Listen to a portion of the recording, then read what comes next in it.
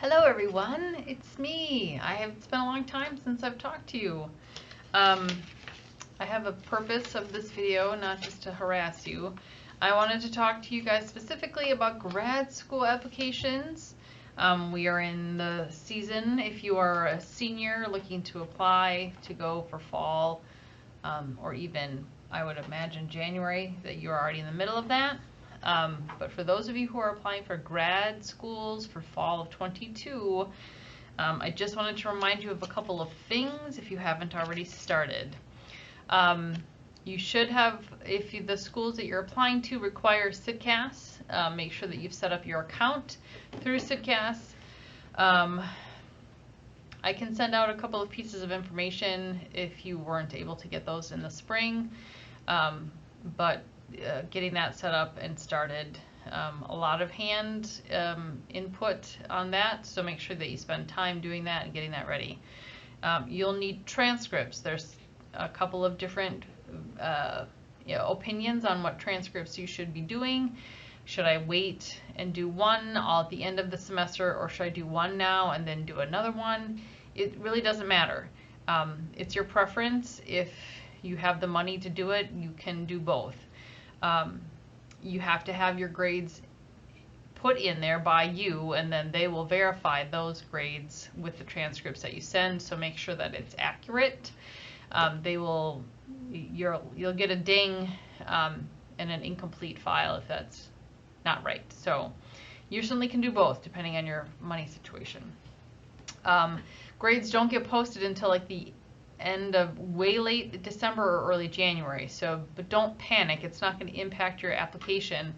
Schools already know that this happens, and so they will wait for that to come in until your application is complete. You should start thinking about who you want to ask for letters of recommendation. The average is 3 in department, so I know last year was hard. You probably feel like you missed out on making those connections, but we need to try and rally and think about people in the department who can write you a letter of recommendation. If you had Dr. Watson at some point and you think that you have a relationship with her, her email is still active, but she doesn't check it every day because she's retired. But she is still open. If she's not open to writing a letter for you, she will let you know. So think about who you want to ask. I would shoot for early-ish October, probably like second week on. I wouldn't wait too much longer than that, because staff are going to start having a pile of letters that they need to start writing, and deadlines come up pretty quickly. You don't need to set up an appointment with your staff member to ask them if they have a door is open and you want to drop in. Just say, hi, good to see you. I was wondering, hi, small talk. And then, like, I'm wondering if you can write me a positive letter for grad school as I get started on this process. And that's the key. You should be able to write you a positive letter. If they say, yes, I would love to, you're going to follow up with them with information on yourself, included in something like this.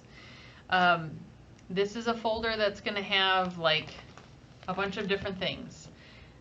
Resume, your course transcripts, all of the schools that you're applying to and the dates that they're due and how they're going to get notified, and maybe a little bit of why you want to be an SLP or an audiologist. If you have your whole letter of intent, you can include it. They probably won't read the whole thing, especially if you're applying here. It gets to be a little much. Mrs. Reynolds, I don't know what this folder looks like. What are you talking about? Where can I find them? You can find them in my office. They're here. You can check them out.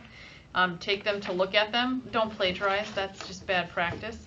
But they're references for you to see what a folder might look like. These are the folders then you're going to give to the people writing your letter of recommendation as a reference point to add other information into your letter. They're going to comment on what they know about you and your class, and then they're going to supplement with the things that are in your folder. Do not expect this folder to come back to you, so you don't need to spend $1 million on folders. Just give them a folder. You don't need to put it in a binder. They may return it to you if they get it done before the end of the semester, but it's not a guarantee.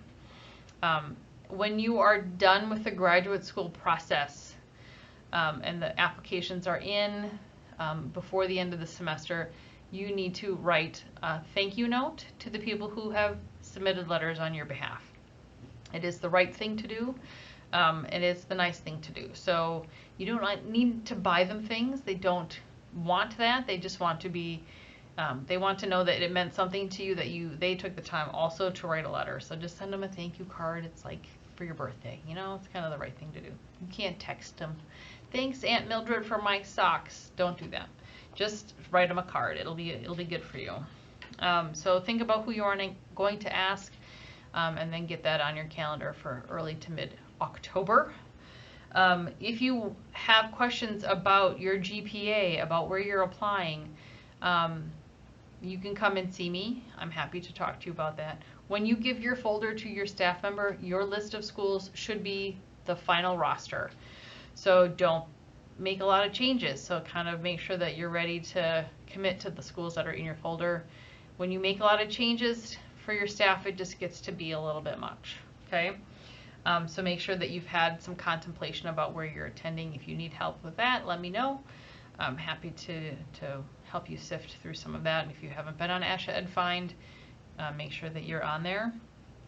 And again, those of you who have started know that this is not like a weeknight sort of thing to do. This is going to take you some time to apply. So make sure that you're budgeting time for that, that you're doing it before the end of the semester. Don't wait till the last minute. I mean, I'm a procrastinator, but this would be one I wouldn't wait to do at the very end. Okay. You got this. It's going to be weird. There might be some, CIDCAS will probably have a COVID section where you can answer questions. Make sure you're honest in that section because we'll read those. Make sure that when you're doing your letters of intent that you are answering any prompts that the university might have. So following directions is key. Answering those prompts is part of the process. They want to know that you can read and follow directions. If you want someone to read over your letter of intent, my grad assistant Sierra, I'm going to offer her up. That is part of her job as my GA, is to help you guys. So if you run into questions that I can't answer for CIDCAS, I will send those to Sierra. Candy's back, so you should make your way here at some point to come and grab some and say hi. And again, stop in with any other questions, okay?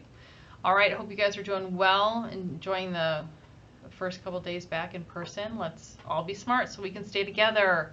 Yes, no more going to class in our beds, okay? All right, miss you guys. We'll see you soon.